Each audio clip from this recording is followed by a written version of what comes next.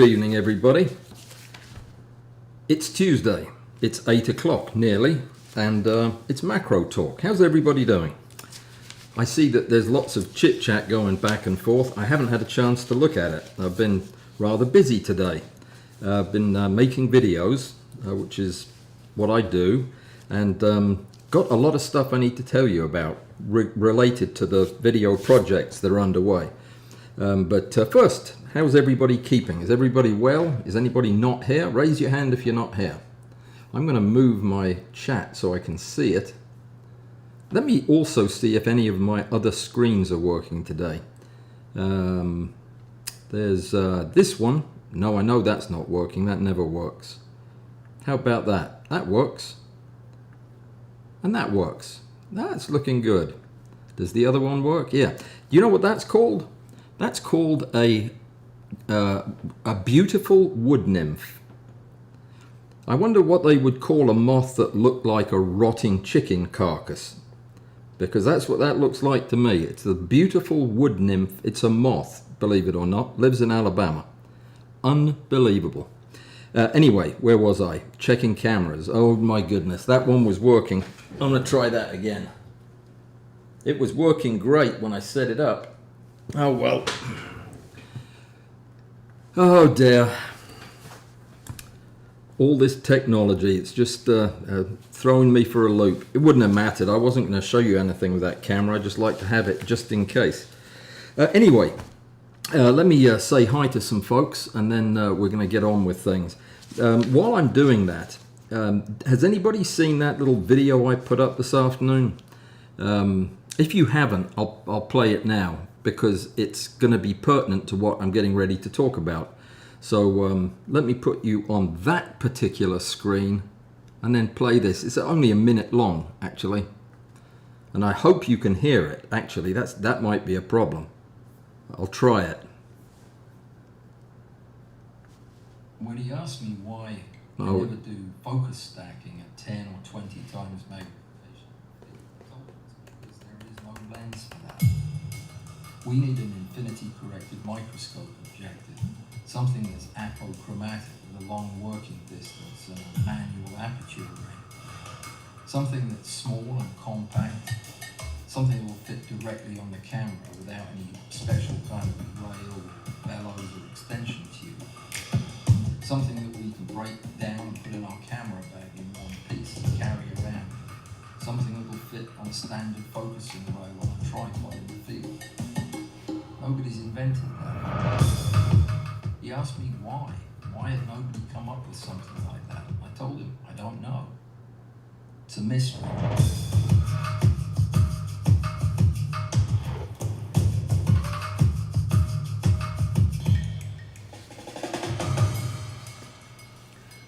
I bet you didn't hear that, did you? Because that sounded weird to me, like maybe it wasn't coming over. If it didn't, watch it on the YouTube thing, because it's up there for everybody to see. It's a teaser for the lenses that are coming out next Monday, and I'm going to give you another bit of information about that I think is going to be important to some of you. This is for people who have been thinking about either buying those lenses or becoming a Patreon. I am getting ready to post tonight a review. I say tonight, it might be tomorrow. I've been working on it all day, but I'm going to post the review for the Laowa Oregon system, and that is going to be a week early. And if you watch that video, you will discover that there are some discount coupons available to the folks who get the code from Patreon. Yeah, and it gives you $150 off, which is significant, and it also gets a set of their ring supports thrown in as well. So that's going to be on Patreon tonight. So I have a feeling, seeing as there are only 20 of these coupons available, that they are not going to last very long, but they might. I don't know. So if you're interested, I've got all the information is going to be in that video, as far as the price, where you can get it, where you can't get it. It won't be available on Amazon. That's for sure. not for a month at least. And anyways, it's a really good, thorough review that took me 4 months to do. I've actually done it 4 times. This is the 5th one you would be watching. And then I will release the video when I'm allowed to, which is when the embargo ends at 10 o'clock in the morning on Monday. If Monday's the 26th, whatever day the 26th is, that's the morning that I'll release it. And then if there are any coupons left at that point, it'll be a free-for-all, and the first people to ask for them get them. I'm going to go by the time of your message. So if you want one of these coupons and you're a Patreon member, then message me, and then you can forget about it, because I'll go by the order I received them in on Patreon messaging. Okay? All right, good. Boy, was that a challenge getting that done, because I was in the process of rewriting that and reshooting parts of it when Leo asked me if I would give them a behind the scenes thing, which I'm also going to put on Patreon, because it was just me going out and trying to figure out how to use these lenses in the wild. And yeah, it was a pretty good video, I thought. But yeah, I'll put that up on Patreon as well, a behind the scenes thing. But I'd been working on that all night last night, so yeah, put me a little bit behind. But anyway, the 26th is the big day.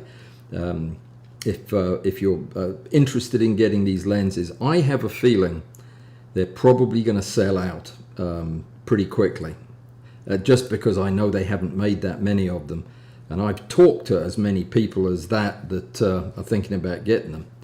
I'll give you a little bit of a hint later on in the discussion about who these things are for, because they're not for everybody, not by a long shot. There's a special group of people who are in just the right place to, I think, get the most out of these lenses. And we'll talk about that later. Let me see. Who was I going to try to get in touch with today? Harold. Is Harold here? Harold O from Norway. If you are, raise your hand. Well, you can't really, can you? No. You told me the other day that you're not getting your message, and I checked it and I did send it, so I don't know where it's going. Mike is here from Arizona, where it's supposedly hot again, and Timothy White. Timothy, your name is new to me. Welcome to the group from Overton, Texas. Well, glad you're here, and do come back. Alistair's here. Alistair, I was trying to write you an email this afternoon, discovered I don't have your email address, even though Bud gave it to me. So isn't that a strange world we live in? From Ocala, Florida comes Robert Wester. Greetings, Robert. How's it going down there? And Primitive Dan, starting to look like fall here. Fall, I didn't even recognize that word in the context of talking about the weather. It's starting to look like fall up there, is it? I might need to move up there. I'd have to move back down again when it got really cold, though. I don't do cold very well. Don't do hot very well. Don't do weather very well. So Alistair has a question. There's been some discussion about the competition rules. Some people, due to lifestyle and or health issues, cannot take photos specifically for the competition. Can they use old photographs? Absolutely, yes. Yes, I have said this before, that you know, the idea is that you will hear about the competition and you will get an idea around the theme, and you'll go take that picture and you'll turn it in. And that would be, in the perfect world, that's what everybody would do, because it would be something of a challenge to come up with a solution that would win you the competition. However, a lot of the things, just take flowers for example. Let's say it had already started snowing in Norway, and the Norwegians had talked us into doing this thing in September, and bam, they get an early winter. Are we going to not accept a flower picture they took during their practice flower photography last month? Of course not. And if it just so happens that was a couple of years ago, that's okay too. As long as you took the photograph. If you took the photograph, then it's fair game. You know, I just don't see a problem with that. This is not National Geographic. We have much higher standards than that. So yeah, just chill on it. Send them in, put them in over on the competition page, and yeah, no problem. You won't hear a whine out of me. Okay, so does that satisfy everybody? Good. Phil, in Cambria, where the fog went. Oh, it went away today. Have you had fog? I mean, I don't hear about the weather here, so I wouldn't have known about fog in California. I thought it was always foggy in California. Like, isn't that called the ocean layer or something like that? I've heard of it. Don't know what it is for sure, though. All right, so Hernando Sportsman's Club is visiting from Central Florida. Greetings, my friend. And Joseph is here. Welcome from Detroit. 85 degrees and sunny. A steel drum band is playing, and there's great drinks on the beach. There isn't a beach in Detroit, is there? No, I don't think there is. If there is, I wouldn't go on it. Not in Detroit, no. Is Detroit where the Rock and Roll Hall of Fame is? It is, isn't it? One of my friends who plays in my brother's band is the curator of that museum, and I've always wanted to go there. I've been to Detroit many times, but never been to the Rock and Roll Hall of Fame. I'd like to go and see some of those famous artifacts. It's the only kind of artifacts I like, really, musical ones. Okay, so that was that, and who's watching the Rugby World Cup? Besides not me. My brother asked me if I'd been watching the games, and I haven't watched a single game. I've never missed the Rugby World Cup. But this year I'm going to miss all the games this year. And that's okay. Don't forget your Factor 50. I don't know what that is, but I have a feeling it's probably sunscreen of some type. It's the only thing I've ever heard called that. It could be it could be something else. Who knows? Let me see. So who saw Allan's layover teaser? Phil, I did. Alistair, question marks. Chris Lee, good morning all. Yes, it's 10:30 Wednesday morning in South Australia. Well, good morning tomorrow to you, sir. Why do you ask? Are you getting ready to say something mean, Joseph? Because I will absolutely pull the ejection seat lever if you do. That took me almost an hour to make that. An hour I won't ever get back. I liked it, personally. Let me see. I'll read a bit further down to see whether or not Joseph liked it, because, yeah, there you go. Happy, joy from... Oh, that is a Ren and Stimpy greeting. I wondered where I'd heard that before. Yeah, that makes sense. Very good. And I thought it was a Knoxville thing. Apparently not. So let me see, where were we? That was Proud Liberal saying that. And Susan, greetings. How are you? How's everything up north? Hopefully a little nicer than down here. I've got my grass cut today. I know you wanted to know that. Laura is here. Greetings, Laura. How are you? I know you're working hard after being gone for a week. I'm sure they're treating you badly up there. Does anybody know if once entered, it's possible to reopen and edit your own competition entry, details or name? You know, it used to be. Whether or not it is a question for Patrick or me, and I don't know. I would guess that in all likelihood it is probably not possible for you to get into where they're stored. And it would probably be opening up a Pandora's box if I suggested that you could just get in touch with me and give me the changes, and I would put them in, because then I'd end up with hundreds of post-it notes with changes, and I wouldn't. I'd end up losing one, and somebody would be upset. Let's say this: when you put it in and you hit save, that's it. That's it.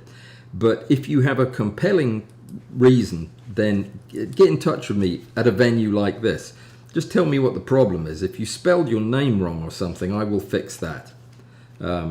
Yeah, but if you want to readjust the HSL, you know, colors of your photograph. No, too late for that. But tell me what it is, or drop me a line, or send me a secret message, or however you do that kind of thing. Or tell Alistair, and then he'll tell me. Something like that. Okay, we'll get it sorted out. Just don't everybody do that. I should have said don't listen to this, everybody else, but there you go. So, let me see where we are. So I don't know the answer to that, but maybe somebody here will know the answer who's tried to do that. We'll see. Jim is here, and he's here from Washington State. Well, welcome, Jim. How's it doing up there? Is it wintry yet? Rick was telling me in his part of the state, which I think is near where you are, that it was nice. It actually turned nice at the weekend. It doesn't turn nice here until January, I think. So, let me see. The original Ren and Stimpy cartoon. You know, I've never watched it, so there's very little point in my reading that. Robert Kellogg is here. Greetings, Robert. Glad you could make it. And Roy Bixby. LED is great for jewellery, but I need more accurate colour.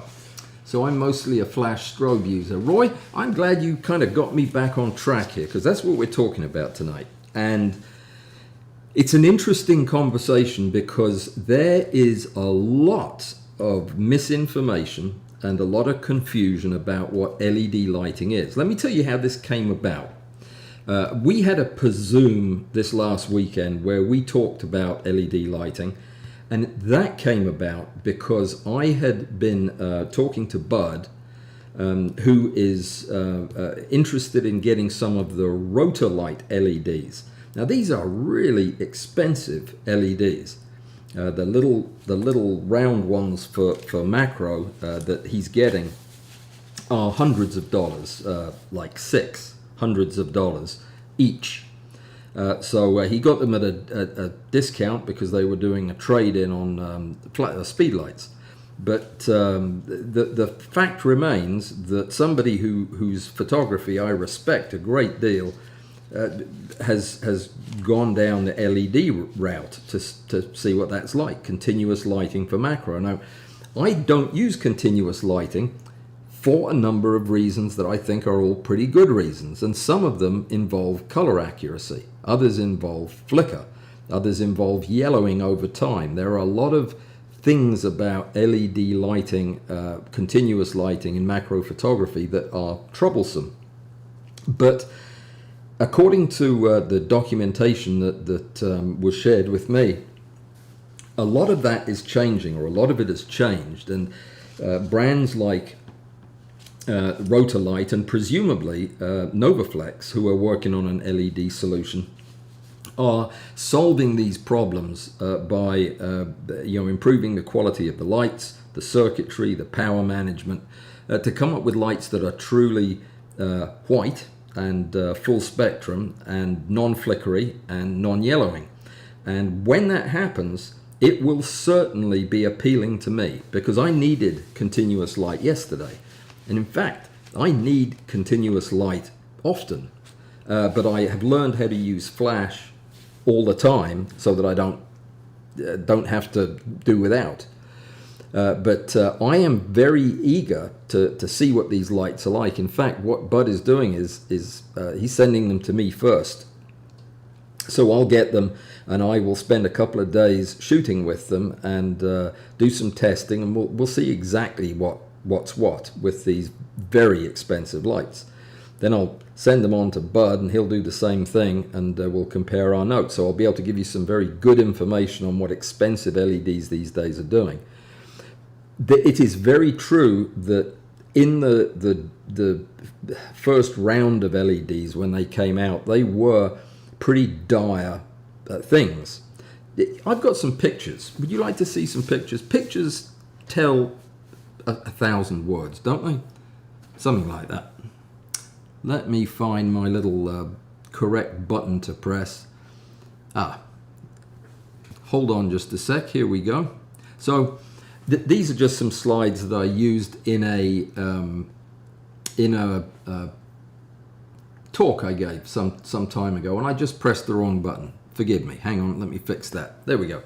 So an LED is just a microchip. Basically, it's a tiny little piece of semiconductor, actually two semiconductors, a P and an N semiconductor on either side of what's called a depletion layer. And the current flows through from one electrode to the other. And if you look very closely in some of these pictures, you can actually see the wires. The wires coming from the anode and the cathode, so that the electricity is passing through this post down into this dish and then back out the other wire and down to the negative terminal. And it is the flow of electricity, the current in other words, that determines whether or not this thing will light up. And the way it does it is, as the electricity flows into the semiconductor, it causes a change in the way the electrons are arranged within the chemicals that are in this blend of... It's a bit of a witch's brew. It's made of gallium arsenide and gallium phosphide and things like that. Nasty material, but the electricity as it flows through, it frees up electrons. After putting them in a higher energy state, they drop back down to a low energy state and give off a photon. You don't have to really worry about that, but when they give off the photon, which is just an electron really, it passes into this yellow stuff, which is a chemical that phosphoresces, well, fluoresces, when it's hit by the photons. When it's hit by electrons, it puts out light. And it puts out light in colors that are dependent on what kind of impurities are in this fluorophore, as it's called, this fluorescent material. So that's how it works. In one of these, the fluorophore's down in that toilet bowl thing, and that's where the light comes from. In a larger light like this, probably a 3-watt Cree light, this whole thing is the fluorophore. And the problems start with the way the power is delivered, and they go on to the light that comes out of that. This is what a regular light bulb looks like if you take all the guts of the thing apart. This is the kind of light bulb that you have in your ceiling for to replace one of the old-fashioned bulbs. It's got 3 LEDs in it, and you can see that actually it has 6 LEDs. It has 3 white LEDs and then 3 RGB, so this can change color. The RGB refers to an LED that has 3 sets of electrodes in it, so that it can glow in different colors, and that depends on the dopant or the chemicals that are mixed in with the fluorophore. The problem is this, that when you have a light, any kind of an LED light that has, let me find a little bit more complicated one. When you have an LED bulb or an LED unit, say, the diode, that has not the correct blend of dopants in it, it's possible that it will put out light that is lacking in certain wavelengths. For example, it might not have light in a pink wavelength. I'd have no idea what the wavelength for pink would be or why I picked pink, probably because of my shirt. But if that is the case, then nothing pink is going to show up in that light, because if you don't have that wavelength of light, you can't bounce that wavelength of light back into your eyes. So what happens is you end up losing certain colors. Now, it used to be bad, now it's subtle, and it's getting to where one day it might be so subtle that even Mr. Bixby would be willing to reconsider trying it. And that's why I am trying these expensive rotor lights out, to see whether or not the band gaps have gone away, as they claim. Typically, a lighting panel will look something like this, and you'll notice that there are different colors in the LEDs themselves. That's the dopant you're seeing, the fluorescent material. And they have ones that give off a warmer light, ones that give off a cooler light, and of course you blend the two together to get the color light that you want.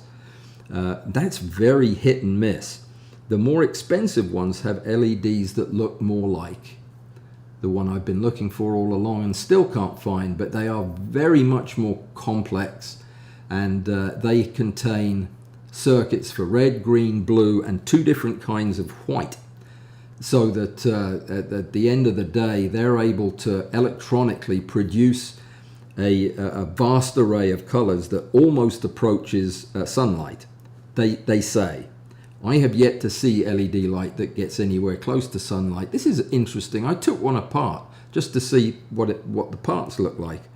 And this is that toilet seat thing that I was telling you about. The fluorophore lives in there, and you can see the wire is still connected to it.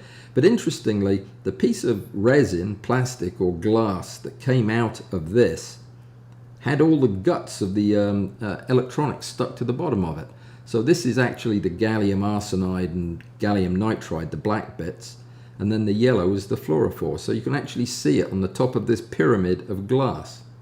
Very cool. That was great fun to break that apart and get a good look at it. So that's what the parts of an LED look like. Now you know.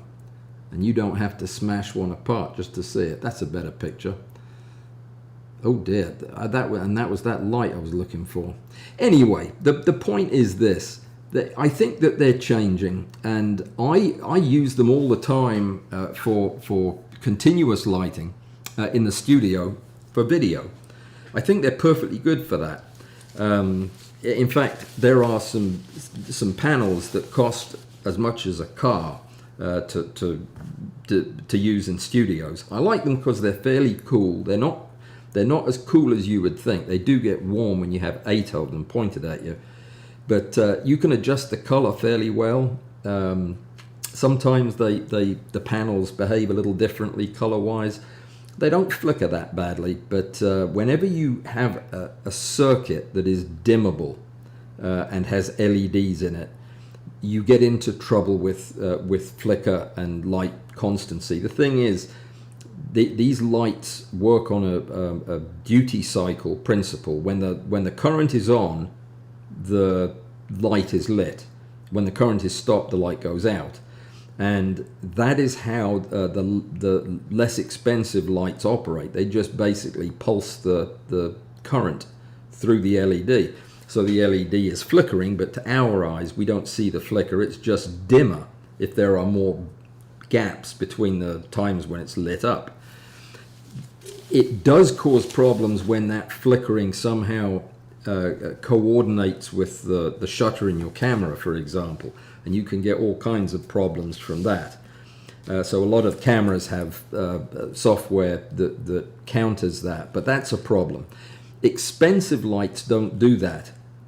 Well, they do that, but they do it in a way that makes it much less likely to be picked up on camera.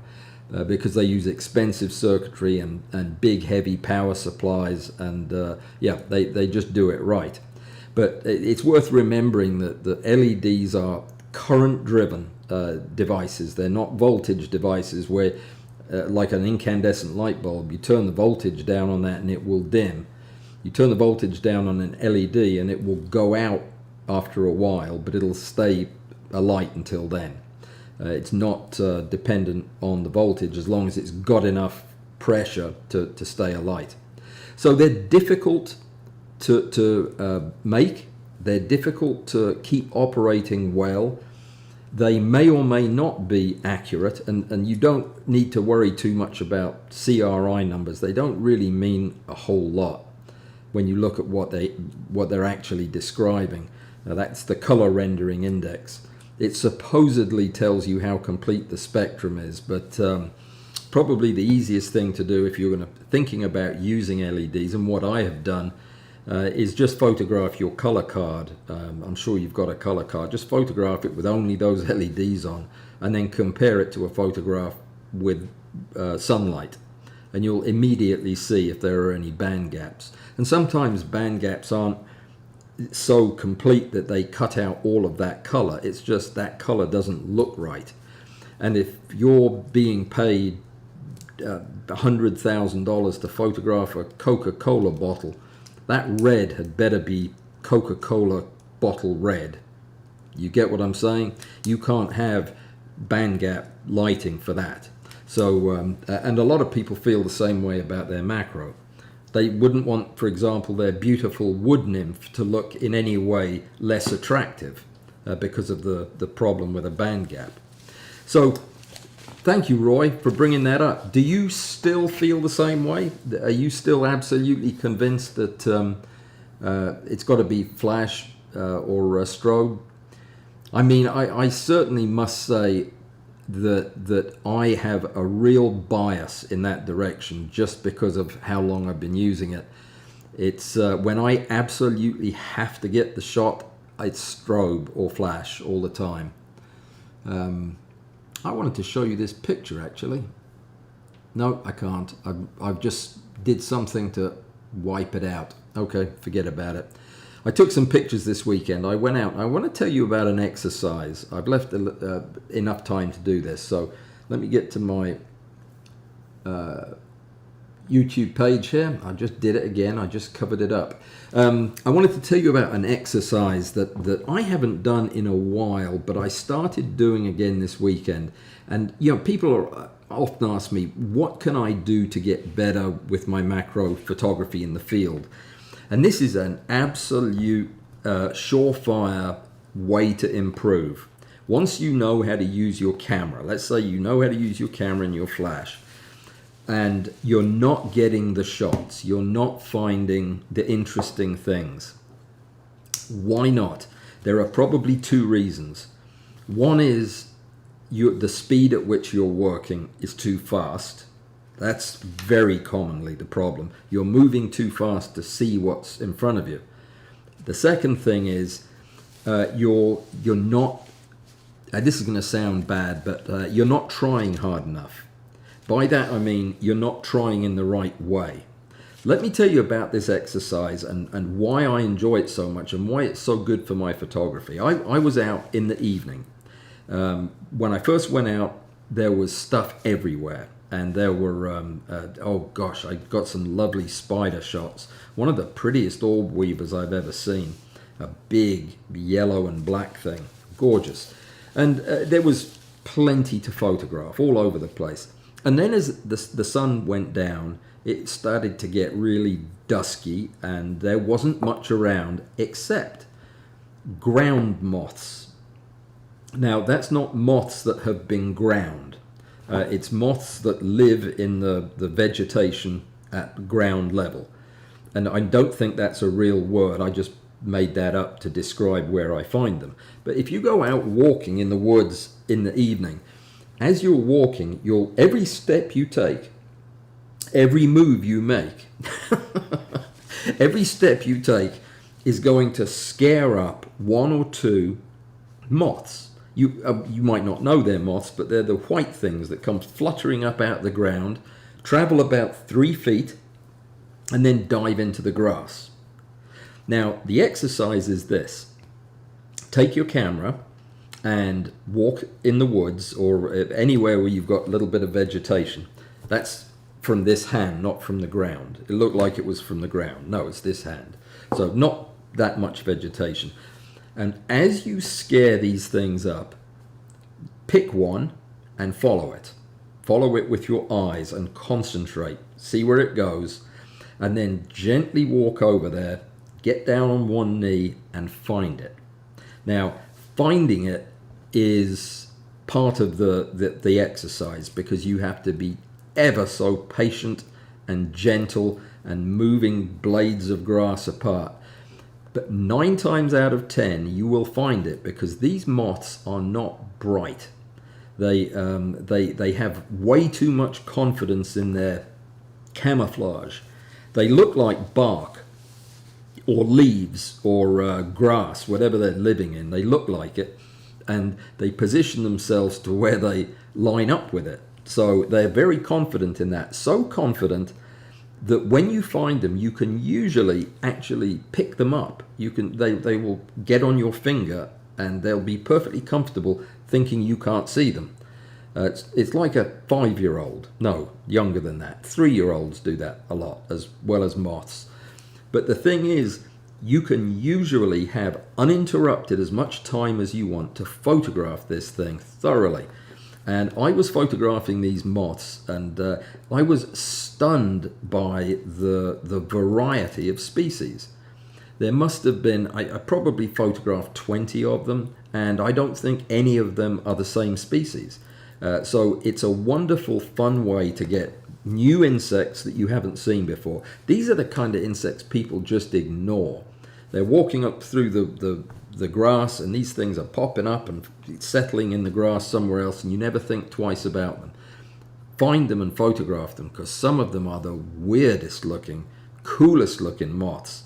And the trick then is to use your photographic skills to try to get them in the best possible light that you can, to get them positioned. Let's assume for a minute you're not going to be able to pick it up. It'll fly away again. So you have to position yourself to photograph a tiny moth that's down in the grass. I should have pulled some pictures up to show you because some of them are quite good. It's just a tremendously enjoyable way to spend an evening or an hour.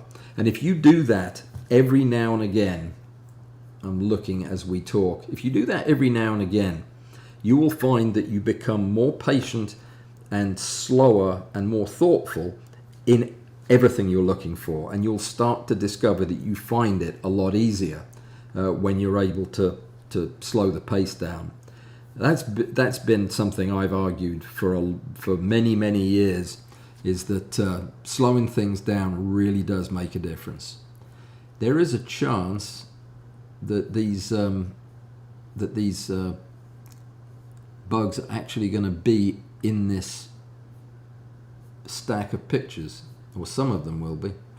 Yeah, they are. So I'm going to actually find one of these moths that I chased. It actually started out with a butterfly. I'll share this with you, and then I need to get back to saying hello. This is a skipper. I'm not exactly sure what skipper it is, but it is one of the most beautiful butterflies I've ever seen. Oh, I do remember what it is. It's a checkered, southern checkered skipper. This is the part that gets it the checkered name. But it is such a gorgeous, tiny little butterfly. Lovely. And there were a couple of them up there. But as the evening went on, those things became far and few between, and I ended up looking for moths and mothlets. I found something, I don't know what it is. Maybe one of you guys does. Fascinating little creature. It looks like a nymph of something, some instar of a bug of some kind. I have no idea. Very cute though, isn't it? Yeah, got rather a lot of pictures of him because I'd never seen one before. Very interesting. And then my moths, where are they? Chat amongst yourselves. Yeah. No, that's more of the same butterfly. But I've got the moths down in the grass are here somewhere. I'll find them. Oh yeah, there was a nice tiny little wasp, but beautiful colours. This was when I was hunting the moths. Here's just one example. Yep, and another. That's a better example. No, it's not. It's out of focus, but you get the idea. Very tiny, diminutive moths that you have to track them down and then find them and then peel the grass away and photograph them.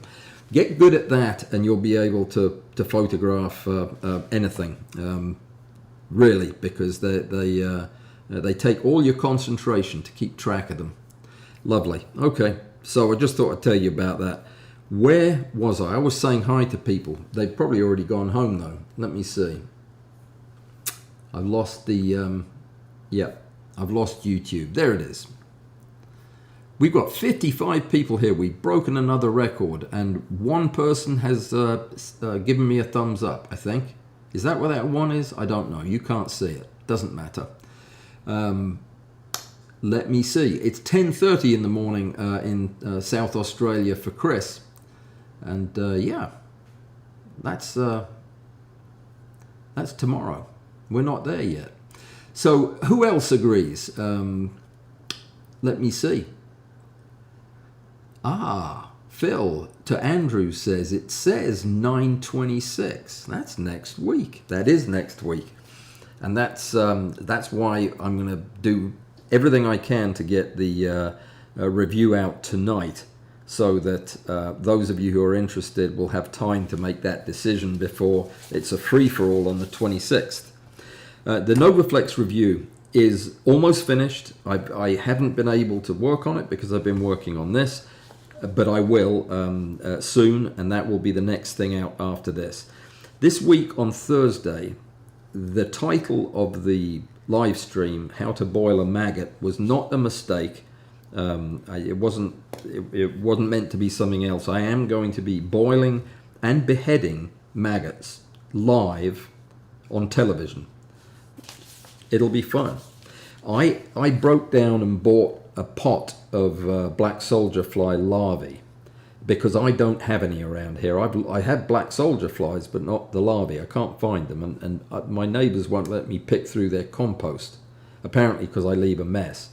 So I've ordered some, and when I get them, we are going to photograph their mouth parts, which means we're going to do several things. One of them is we're going to video them trying to get through a maze that I've made. I built a maze. It's called, what's it called? I've got a name for it. Oh, it's the Moderately Magical Motivation Maggot Maze. It uses a gradient of nutrients that causes the maggots to move through these little tubes that they get stuck in, nose first, and then their mouth parts can be photographed. Rick tried it last week with his maggots and they wouldn't do it. So I felt there was a challenge there. So we're going to try that on Thursday. Failing that, we'll boil them and we'll fix them, dry them, and look at them with the camera and see if we can photograph their awesome mouth parts. If you don't know what I'm talking about, and if you're thinking that just does not sound like anything I want to watch, then go to PMN. That's photomacrography.net. Maybe Alistair can put that in the notes. PMN is what we call it, photomacrography.net, and just look up black soldier fly larvae. Put that in a search term and see Rick's pictures over there, and you'll understand why we absolutely have to do this. We have to photograph these things and see what they look like, maybe even do some stereo stuff. But the first thing is we've got to get those mouth parts ready, and that's what we're going to do on Thursday. So that sounds to me like something you should put on your calendar. You would not want to miss that. Yeah. If you have black soldier fly maggots of your own, bring them along. And don't tell them what's going to happen. Just bring them along. And we'll see. All right, so that's what's coming up. And there's no presume this week because I couldn't do it even if there was. I mean, I absolutely have so much stuff I need to be doing that I'm behind on everything. Yeah, you don't want to hear about that, do you? No. Okay, so let me see. I am going to spend the rest of the time talking to you guys because the last 2 or 3 times I have run out of time before I got to say hi to everybody. So let me see. Did I say hi to Robert Kellogg? I may or may not have done. If I didn't, I did again. Or no, if I didn't, I did. Now, you follow? Okay, good. Let me see.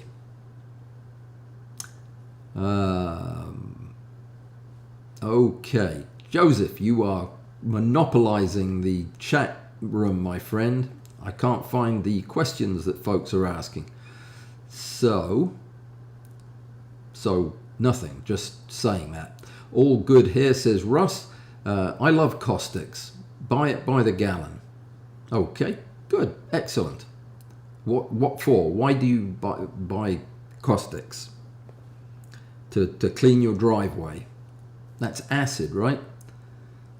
50 kilograms. I am not following any of this. Now, here's a message that I can get. Robert says, hello, Allan.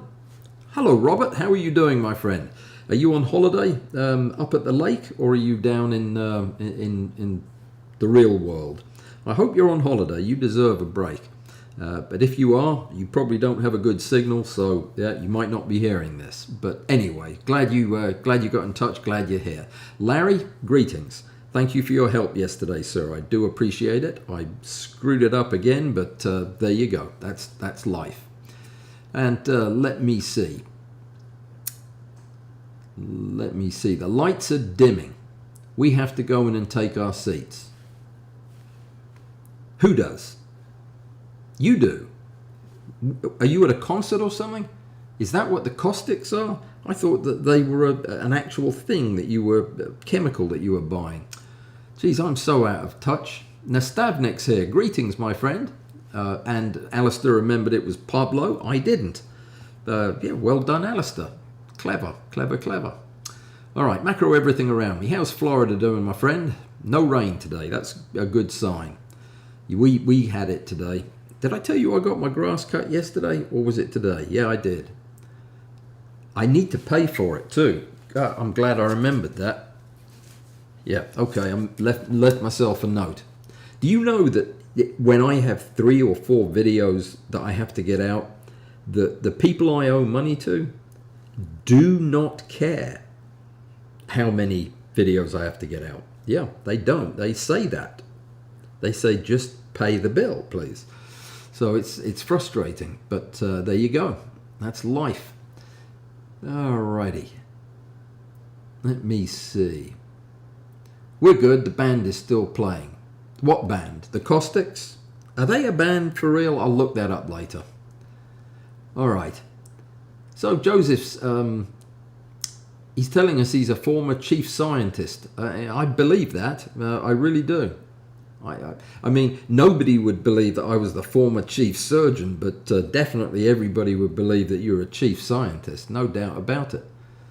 Yeah, there you go. Roy Bixby's not here, he says, which is a shame because I've been talking to him for a while.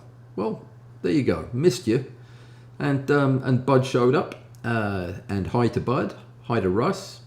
And Amy's here. Now the gang is all here. I have a group email going out to the 3 of you guys, and I didn't get it out tonight in time. So I'll get it out right after this if I can remember to get Alistair's email from him. Okay, so where was I?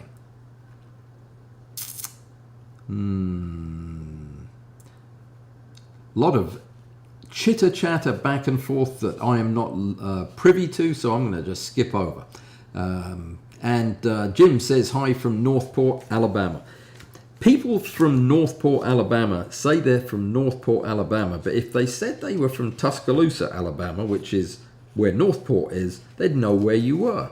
Is that why you don't do it? Or is it a Northport thing? I think Northport might be a little on the high class side of town. I don't know that. Don't know. It seemed like a very nice part of town. I liked it. I only ever drove through it or went to the barbecue place there, but it was very nice. Bet you're surprised I know you're Northport. Yep. I've actually photographed that railroad bridge out there, that railroad trestle. Very, very nice bridge, that. Okay, David, welcome. Welcome, says David, as well, from Winthrop, Maine, blah, blah, blah. No, I mean, that's, you don't have to blah, blah, blah that. I get it. It's your greeting, and it's good. And Robert and Laura are having a chit-chat on the side. That's good. And, yeah, you couldn't hear the music. Yep, okay, all right. I get it. That was a risk when I did it, because I don't know how to get the audio from the studio thing on to the What's It. So don't worry about it. Watch it on YouTube. It is now there on YouTube. And Leo did say I could put that up as a teaser. Okay, so let me keep forging ahead. Quiet sound. Yeah, sorry about that. Nastavnik insomnia. I am not troubled with insomnia. I'm troubled with the opposite of wanting to go to sleep but not being able to. which is a different kind of insomnia, I guess. Just been too busy to. But I do, when I sleep, I just go unconscious, completely unconscious. Wake up all with drool. But you don't want to hear that, do you? No, that's private stuff. Bruce, greetings, my friend. How's it going? You're approaching summertime now in Australia, right? Did your bugs ever come back, or was last year just shot completely? I don't understand how you could have been the bee capital of the world and then have no bees the next year. That's very strange. But yeah, do let me know. Philippe is here. Philippe Gallardo, greetings from Juarez in Mexico. What a pleasure to have you with us. This is your first visit, is it not, sir? Well, do come back. We do macro stuff here. Well, supposedly we do macro stuff here. Well, I make macro videos. Then on Tuesdays and Thursdays we talk about all manner of things, some of them related to macro. I am going to really regret not having made notes before tonight because I know I'm forgetting some important stuff. What about the photo competition? I'm glad I thought about that. Angie is going to be judging it in just about a week and a half with me to give her moral support. So you have to turn your pictures in. It's enchanted flowers. Would you like to see what an enchanted flower looks like? I'm taking a risk here because it probably is going to just look like a bad photograph of a flower, but there you go. I don't get to do many flower photographs, so let me find it. It was dark when I took it. Does that help? No, I'm not showing you that. There's no way. There is no way I am going to show that flower in public. Or that one. No, you just have to imagine. These are pretty. Okay, I'll show you these. So this was when I was out, and it was now pitch black at night, and I wanted to see how far I could push the ISO on my D850, and yeah, that was a little flower bed on the way back to my car. I thought it looked quite. They looked quite nice. That was the one I wasn't going to show you. Horrible. I can't find the actual one I like, but anyway, you get the idea. Pretty flowers in the dark. One more. Yep. Very nice. I do like doing that though. Seeing what I can squeeze out of what light there is, and there was no light. No light at all. I didn't have flash or anything else. I'd wait for a car to go by, and then its light would spill into the flower bed. Almost got run over doing it too. Anyway, where was I? The photo swap. Steve the librarian just went on holiday, but when he comes back, he's going to jump on this. You know that I believe the instructions and everything are over on the Walls app. You know what the Walls app is, right? www.walls-app.com.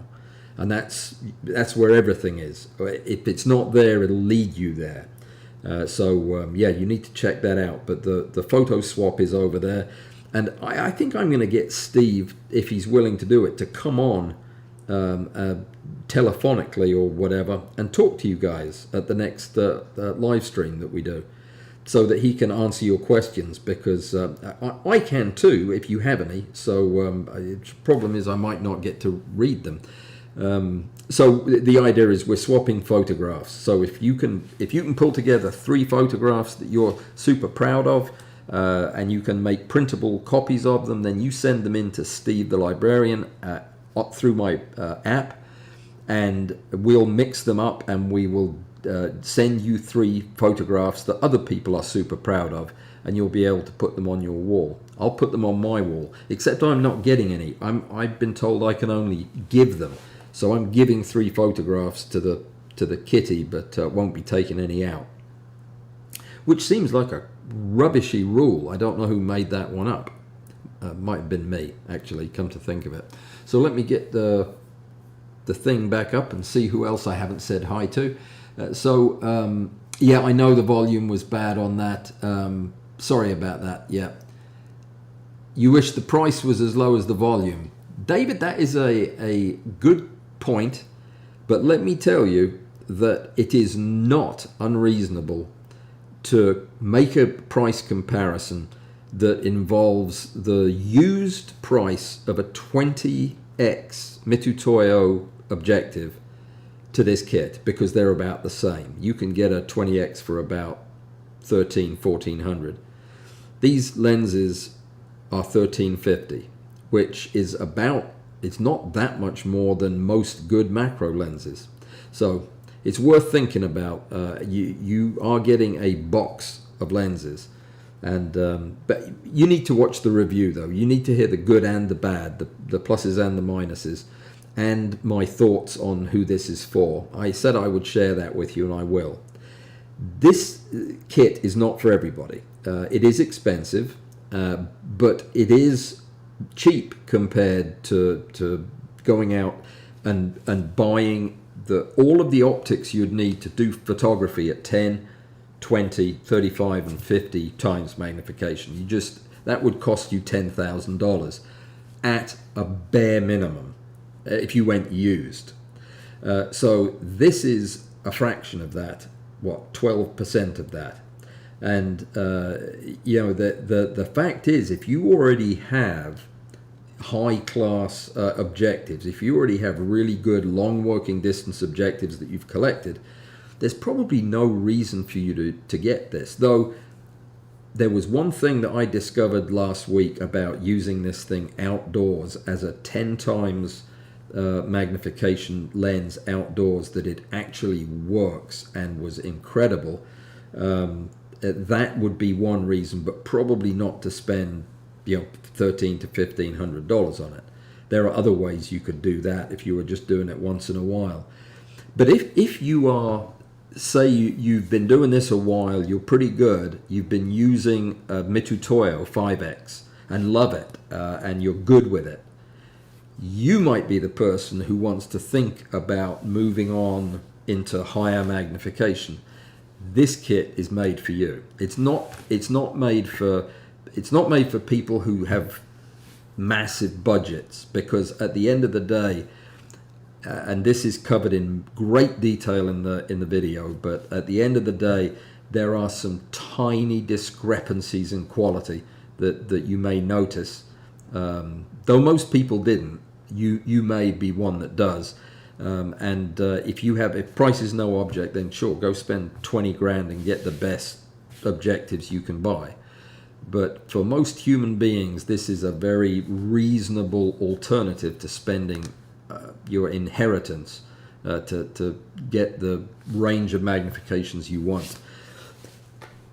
I'm not going to say any more about it because I don't want to spoil the video, but there are lots of surprises in there. There were lots of surprises for me, and lots of pictures that I took, and tests that I did, and information about the lens that you won't get anywhere else. So that'll be out hopefully tonight, if not tonight, tomorrow morning, and that is it. It's not it. I've got plenty of time left. I was thinking it had gone over. Yeah, it's my watch is wrong. So not to worry. Let me get back to saying hi to everybody. I might be able to finish. Art's here from Massachusetts. Greetings, my friend. And it is good to have Mexico in the house. Mexico has been, the only Mexico we had in the house in the last 2 weeks was me complaining about being bitten by a Mexican elegant stick ant, twig ant. They are mean little buggers, those things. They're gorgeous, attractive ants, but they do bite when you try to squash them. Terrible. So where was I? Drums. Don't know what we're talking about. It jumped ahead again. Let me see. How far ahead did it go? Gosh. So that's the thing. When it jumps ahead, I know that I'm way behind. Pages behind. Blimey. Let me see. How do the LEDs dissipate that much energy without blowing up? What LEDs? I have to go back to the beginning of that conversation. Sorry about that. Oh my goodness, this is this is like War and Peace. This is a novel's worth of messages I've missed. For those interested, that lens is for sale Tuesday, and it's whose birthday? It's David's birthday, 60th birthday, this Saturday. If you'd all chip in, there's a thought. Do that. Chip in, get David a lens. And is it Tuesday instead of Monday? Okay, sorry about the volume. Yes. Robert says hi to Amy, and I'm sure that Amy turns around and says hi to Robert at some point, but we'll wait and see. All right, let me see. Heading down the list here. Tuesday is the 26th. Laura corrects me, and that's good. That gives me an extra day, which means the release time is either 9 o'clock or 11 o'clock in the morning on Tuesday, which means we'll be doing the live stream 12 hours later, and by then you may have questions about it. I hope you do. There'll probably be all kinds of videos about it coming out, and I'll be very interested to see what other people think, but not really. I mean, I know what I think, and I think these things are fantastic. They're great fun, and yeah, they look kind of nice in my studio, so I might just keep them a while. Maybe I'll run away with them. Yep, they'll have to come get me. Okay, so Terry Allan from Oak Ridge made it tonight. Sorry you missed the presume on Saturday. Well, we're sorry you did too, but it was an uncommonly good presume. We covered a lot of ground, and it was a good fun talk. Good discussion. And from Rutland, Avery is here. Avery did not miss the presume this weekend, and it was great to have him there because we learn a lot when he comes. This guy knows how to use a microscope. Yeah, we need to find a way to make a video about that, Avery. I think we need to up our game when it comes to photographic use of the microscope.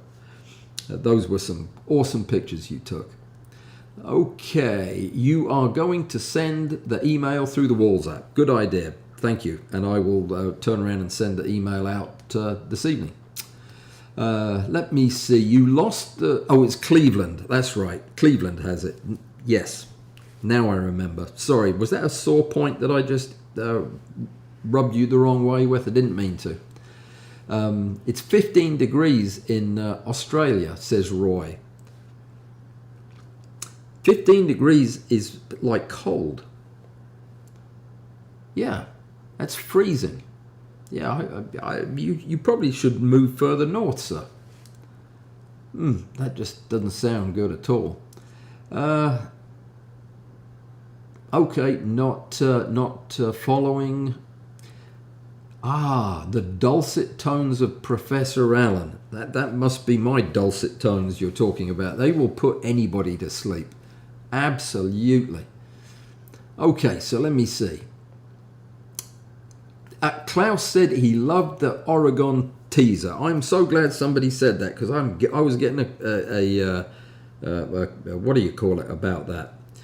Because Joseph was getting ready to say how much he hated it, I think, but he never did finish. It was tremendous fun to make. Those things, those 60-second videos are challenging. You should try it sometime. But yeah, it came together well. I liked it, and it sounded like there was another story behind it. So it was good. I enjoyed making it. I'm glad. I hope that people watch it. It had been watched some 600 times or something before I came on tonight, which is not bad in the first couple of hours. So that's good. Rugby. Russ is watching it with a Guinness or two. That's right. Rub it in. Rub it in. Oh, dear. Let me see. Oh, there are beaches in Detroit, apparently. Belle Isle is a beach, apparently.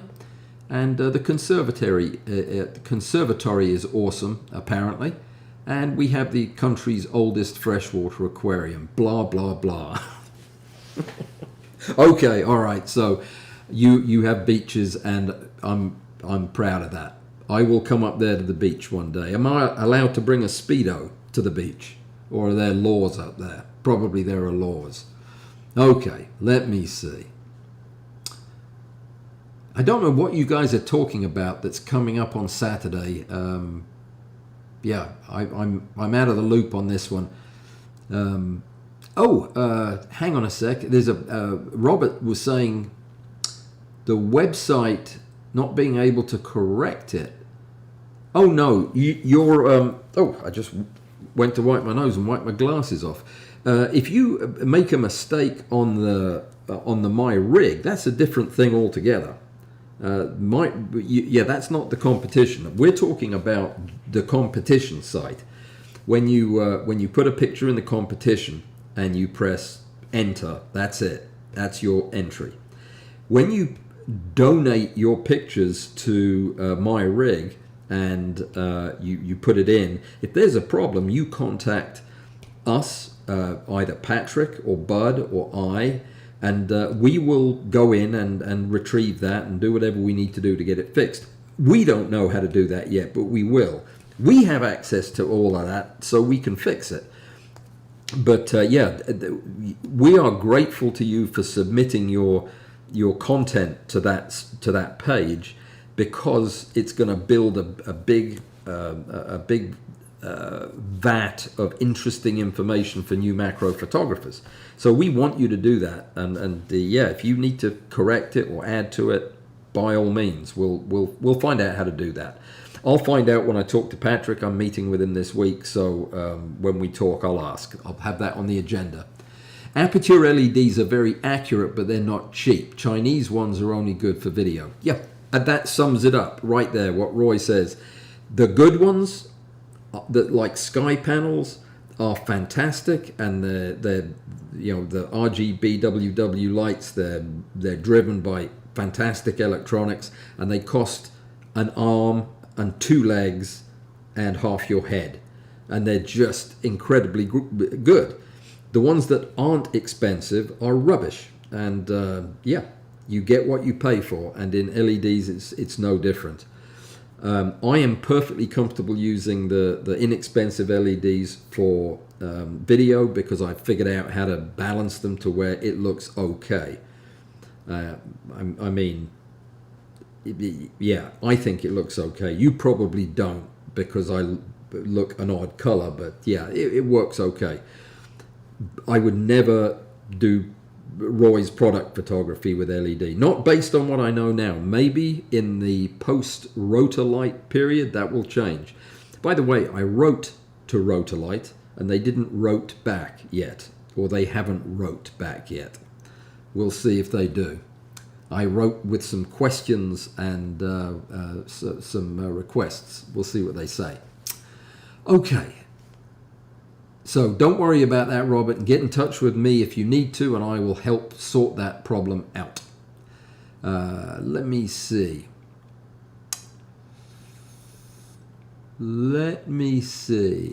You know, that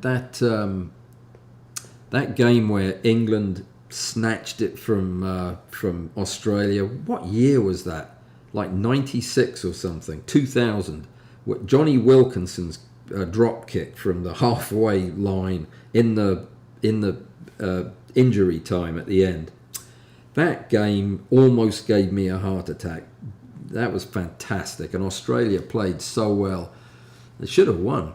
Anyway, the CRI rating for lights is too easy to fool. Yes. The TM30 is a more accurate assessment. Well, actually, there's a person in the audience who probably knows more about LEDs than anybody else in the building right now. Robert, I know he was here earlier, but he would probably have an opinion on that. But that's what he's told me too, that number is far more meaningful than the CRI.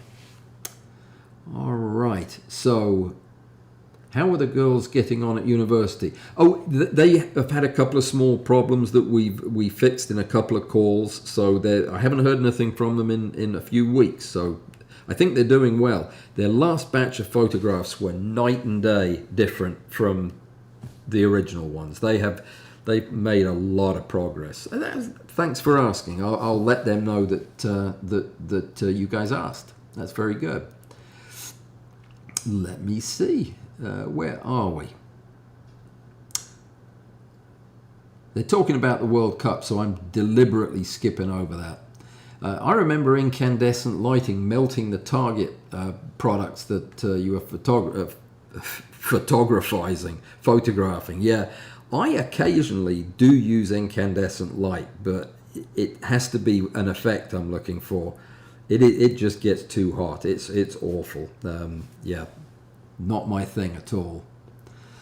Let me see. The color adjustable LED panels are good for turning daylight into golden hour, for mushrooms and things like that, where color accuracy isn't paramount. Yeah, I agree. Well, anywhere where color accuracy is just not critical, you can get away with the better LEDs.